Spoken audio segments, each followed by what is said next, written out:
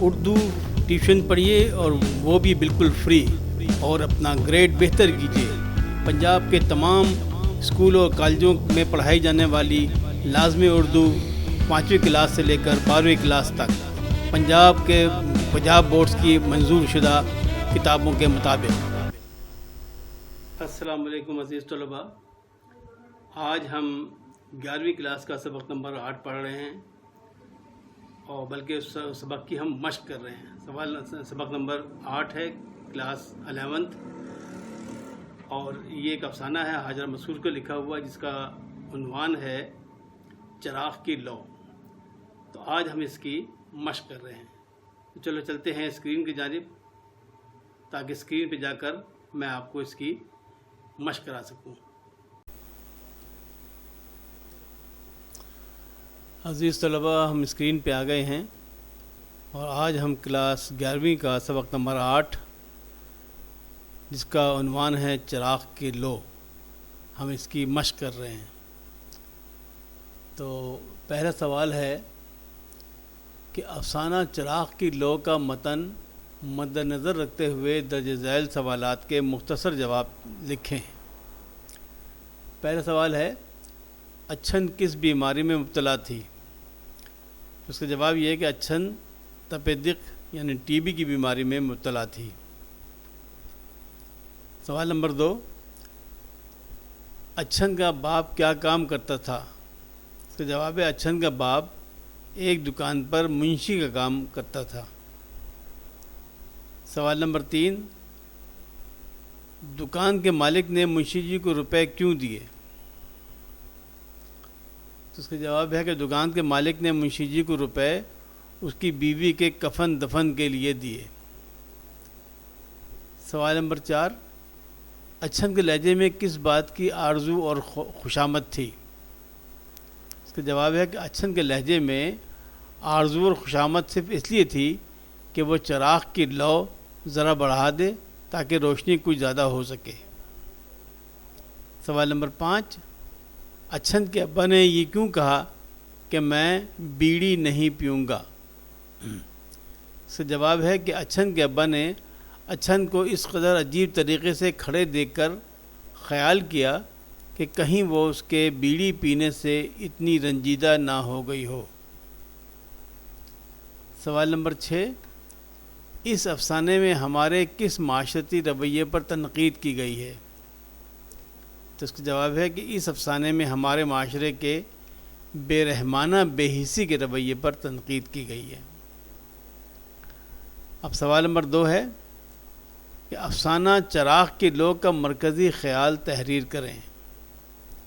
اس کا جواب ہے، افسانہ چراغ کی لو کا مرکزی خیال ہمارے معاشرے کا بے رحمانہ بے حسی کا وہ رویہ ہے کہ جس کی وجہ سے کتنے ہی انسان اپنی حسرتیں اپنے دل میں لیے انتہائی قسم و پرسی کی زندگی گزار کر دنیا سے رخصت ہو جاتے ہیں۔ سوال نمبر 3، افسانہ چراغ کی لو کا خلاصہ لکھیں۔ تو اس کا جواب ہم دیتے ہیں کہ جی افسانہ چراغ کی لو کا خلاصہ کیا ہے؟ وہ یہ افسانہ ایک ایسے غریب انسان کی زندگی کی کہانی ہے کہ جو ایک دکان پر منشی کا کام کرتا ہے اور اسے 10 روپے ماہانہ تنخواہ ملتی ہے۔ منشی جی کی بیوی ٹی بی کی بیماری اور غربت کی وجہ سے علاج نہ ہونے سے مر چکی ہے، اور اب جوان بیٹی بھی ٹی بی میں مبتلا ہو کر آئے دن بیمار رہنے لگی ہے، اور بیماری کی وجہ سے چڑچڑی ہو گئی ہے۔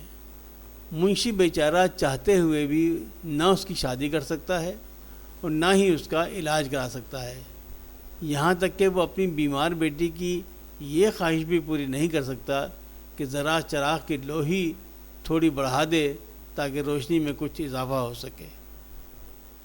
تو جناب یہ ہے اس کا خلاصہ۔ اگلا اور آخری سوال کہ سرمایہ اردو میں شامل افسانوں میں سے آپ کو کون سا افسانہ اچھا لگا اور کیوں؟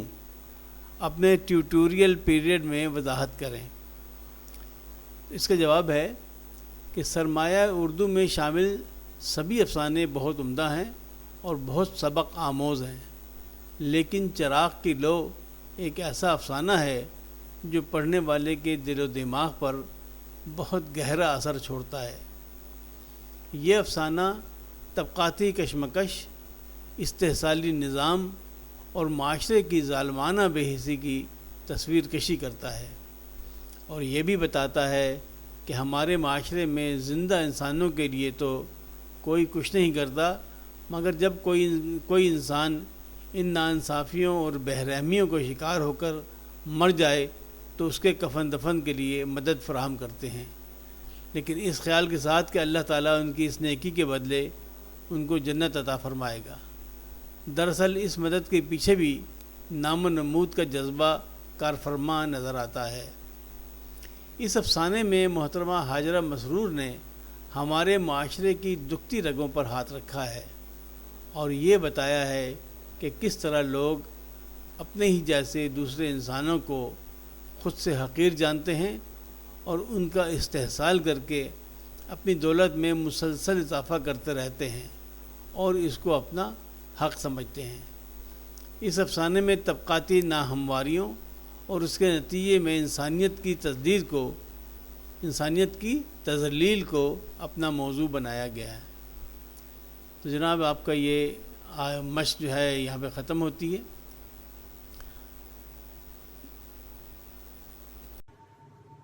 تو عزیز طلبہ، آج یہ کلاس 11th کا سبق نمبر 8 جو ہے چراغ کی لو، اس کی مشق آج ختم ہو گئی ہے۔ تو اب انشاءاللہ اگلے سبق کے لیے حاضر ہوں گے۔ اس وقت تک کے لیے اجازت چاہتا ہوں، لیکن جانے سے پہلے پھر ایک یاد دہانی کہ آپ میرے اس چینل کو سبسکرائب کر لیجئے، تاکہ جب میں اور بیل آئیکن کو دبا کر آل کو سلیکٹ کر لیجئے، تاکہ جب میں نیا سبق اپلوڈ کروں آپ کو فوری طور پر اس کی اطلاع مل جائے اور آپ اس سبق سے اپنا استفادہ حاصل کر سکیں۔ اور اس کے بارے میں اپنے دیگر ساتھیوں کو بھی بتائیے، یہ بھی آپ کا فرض ہے، کیونکہ دیکھیں ہم جو اتنی محنت کرتے ہیں اس کا فائدہ جب ہی ہے کہ جب ہماری یہ محنت سب کے کام آئے۔ تو آپ بھی اپنا حصہ اس میں ڈالیے اور ہمارے اس میسج کو، اس پیغام کو آگے پہنچائیے۔ اگلے سبق کے لیے اجازت چاہتا ہوں۔ فی امان اللہ۔